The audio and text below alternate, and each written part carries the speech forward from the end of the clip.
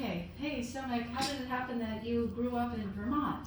Yeah, so I moved to Vermont in the late 80s. My father was a professor at UVM. So All right. Yeah, so we have that in common. My father's also a professor. That's right, professor of history for a second. Yeah, Ohio University. Ohio University, that's really nice. Yeah, definitely. We very much. I grew up in university, and I appreciate how much universities play in terms of being catalyst for talent and technologies and communities. Obviously, in regions like Upstate, but also I'm sure in Ohio, Right. they play an outsized influence on the region. Yeah. Now, I have often said that the most successful Silicon Heartland cities have a university, Right. and they also have a state capital in many cases, like Madison, Wisconsin, Columbus, Ohio, Yep. Austin, Texas, those kind of places. Yeah, and it's so interesting as you bring these cities up. It's actually very interesting you bring those cities up. Anthony and I were just at a conference in Washington. We just flew back this afternoon, Oh. hosted by Steve Case, the founder Okay. of AOL. Sure. And I think you obviously Yeah, spent time with obviously. him for your book. But he hosted venture capitalists from across the city who were in non-metro areas, from Austin, Sure. from Madison, Wisconsin, from places Sure. all across the country, and there's a lot of camaraderie because we're all trying to do the same thing in our Right. in our respective regions. And so the summit is called Beyond Silicon Valley. Oh, And excellent. Yeah, it's really cool. Yeah. Okay. Well, good. I'm glad I caught up with you Yeah, today. Then, yes. while you're really fresh, thinking about beyond Silicon Valley. Mhm. And today we're at your office in Skaneateles, Right. which is wonderful, right here on the lake.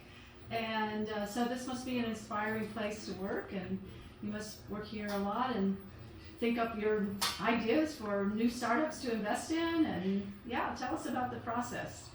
Of how a process of what? Yeah, how you decide to invest in a startup. Oh, how we invest in a startup. Yeah, so we first of all, yes, thank you for your kind words about the office. This is really, I feel so blessed to be able to look at this view every day. And when you look at this water, I often use this analogy when people visit me. It's like every day the water has a different mood. It's like a human being, right? Sometimes the waves are choppy, sometimes the waves are smooth, but I think there's analogies to life as well as the world of entrepreneurship, right? Right. There's highs, there's lows, but what's nice is this is always very calming, no matter how crazy one's day is, right? There's always fires that our entrepreneurs are fighting, and there's obviously some great days as well. So the process for identifying startups for us is really boils down to 4 or 5 key elements. There's the market opportunity, the market itself, like how large is the market, and do we believe that there's enough upside for a company to build a massive company that could one day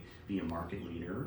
There's the management teams themselves. That's the most qualitative part, but that's where probably the trickiest part of our business is. And I'm sure, like I know have many years experience as a journalist. I think there's a lot of analogies between journalism and venture capital, because a lot of what we have to do is not take what entrepreneurs present face value and talk to references, talk to back channel, and be able to reference the actual references and create a composite picture of who this individual is. Sure. Is she or he, driven to really build a massive company, or are they doing it because they think it's cool?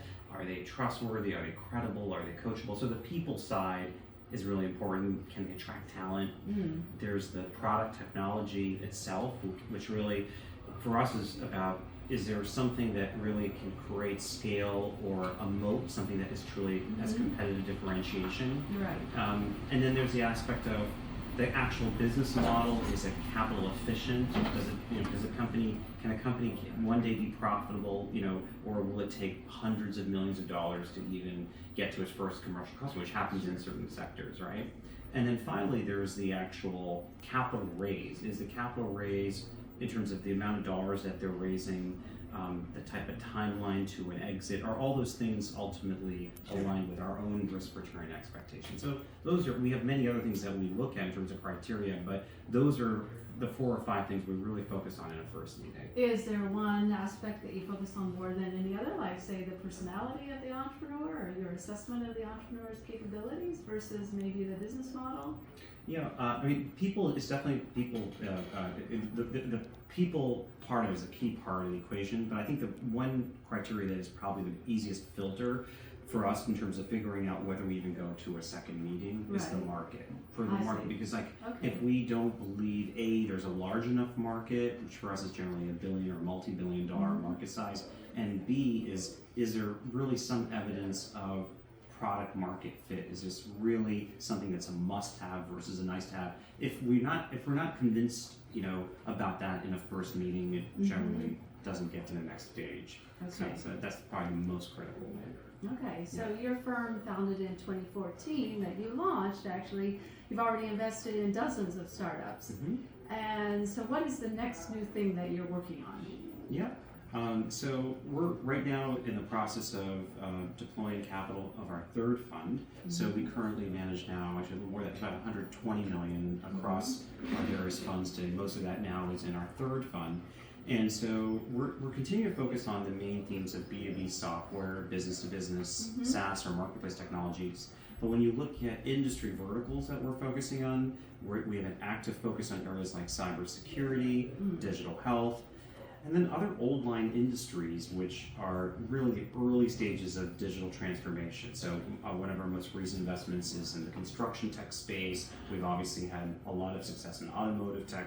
ACV was our company that went public. Right. But we're also looking at industries like manufacturing, transportation, logistics, trucking. These are industries that are not only big in Upstate, but in areas like Chattanooga, Tennessee, or Cleveland, or Columbus, right? So there's a lot of interest. Some of these industries that I'm talking about, manufacturing software, are big industries that are really part of the heartland in Middle America. It's a very different story from Silicon Valley. Right, that's exactly right.